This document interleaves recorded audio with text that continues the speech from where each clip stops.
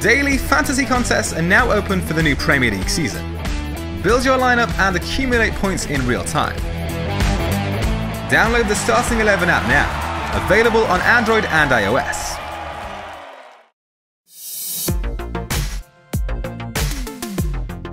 Ben Foster came very close to a clean sheet against Fulham before Mitrovic put his side level with just over 10 minutes to go. Frustratingly, Lucas Fabianski enjoyed an 11-point haul against Chelsea while being stuck on the bench here, and that's always the risk you run when rotating goalkeepers.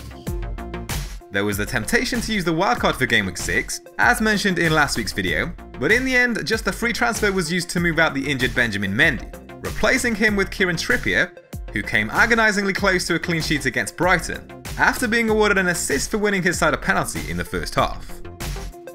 The decision not to wildcard was made with a view to giving Robertson, Mane and Salah one more game, at home to Southampton, before potentially moving them out ahead of games against Chelsea and Man City. It wasn't much of a success, with just the one goal between them in a 3-0 win, but thankfully Eden Hazard stayed quiet against West Ham. Chelsea's Pedro was doubtful with the shoulder injury he picked up midweek, and after he missed out completely, Dale Stephens came off the bench for 1 point, with the Brighton midfielder also getting injured early on against Spurs.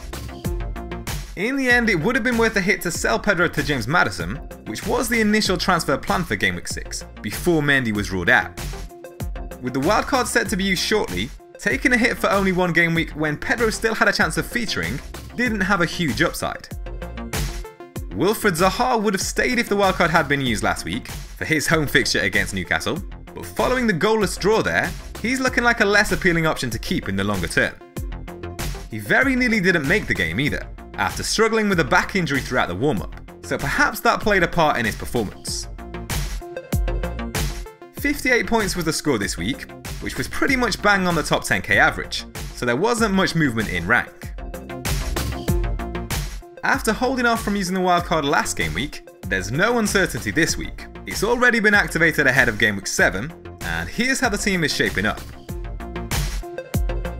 Rui Patricio has averaged close to 4 saves per game over the last 4 game weeks, keeping 2 clean sheets and conceding just 2 goals, despite facing Man City and Man United over that period. With 4 favourable fixtures coming up for Wolves, where they'll take on Southampton, Crystal Palace, Watford and Brighton, the Portugal international looks primed for plenty of points in the short term. With the number of saves he makes, Patricio is a set and forget option between the sticks, but if there's a free transfer spare around Gameweek 11, it might be an option to bring in either Lucas Fabianski or Matt Ryan, with West Ham and Brighton set for a long run of good fixtures.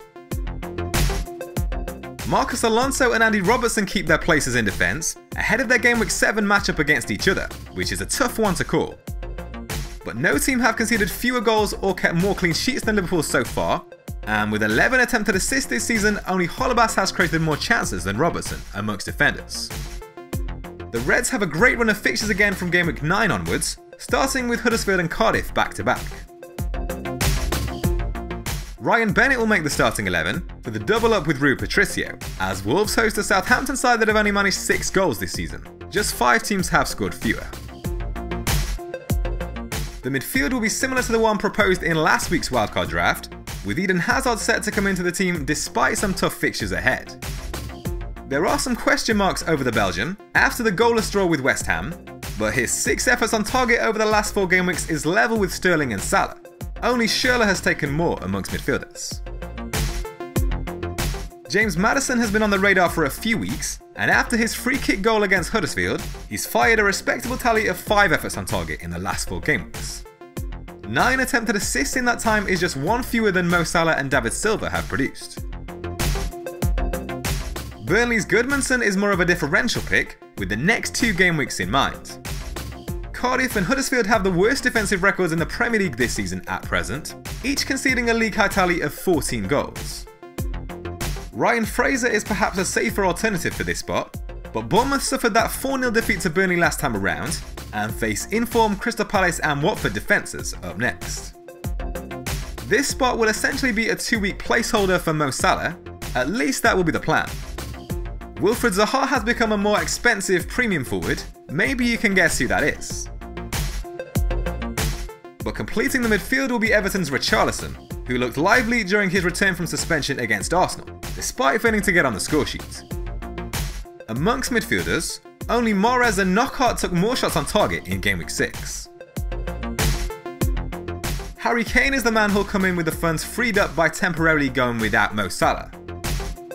As mentioned briefly before, the intention is to own the Kane and Goodmanson pairing for the next 2 game weeks, where they'll each face fixtures against Cardiff and Huddersfield, before hopefully using 2 free transfers to swap them out for Mo Salah and a cheaper forward such as Marco Arnautovic or Glenn Murray. Salah can and probably will still get points over the next couple of matches, but he's up against Chelsea and Man City, so his point ceiling should be a lot lower than Kane's, at least in theory. Yes, Kane hasn't looked his best in the opening weeks of the season, managing just 4 shots on target over the first 5 matches, but he equalled that tally in a single game against Brighton last weekend, taking more efforts on target than any other player in Gameweek 6. So his underlying numbers are starting to move more in the direction of what we're used to from him, and it's really that Gameweek 8 fixture at home to Cardiff, where he looks very tempting to own, and most likely give the captaincy to. Sergio Agüero has to keep his place alongside the Spurs man, having taken 19 goal attempts in the last 4 matches, with a home fixture against Brighton up next for Man City. Alexander Mitrovic will complete the team after he yet again got his name on the scoresheet last weekend. It's now 5 goals in the opening 6 matches for the Fulham striker, and no player has taken more than his 8 shots on target over the last 4 game weeks. There's the slight temptation to give Kane the armband this game week. He scored a brace away to Huddersfield last season, and their defensive record at the moment suggests he'll get plenty of opportunities. But Sergio Agüero is at home to Brighton, an equally tempting fixture, and he'll definitely be the safer captain option, due to his status as the most owned player in the game.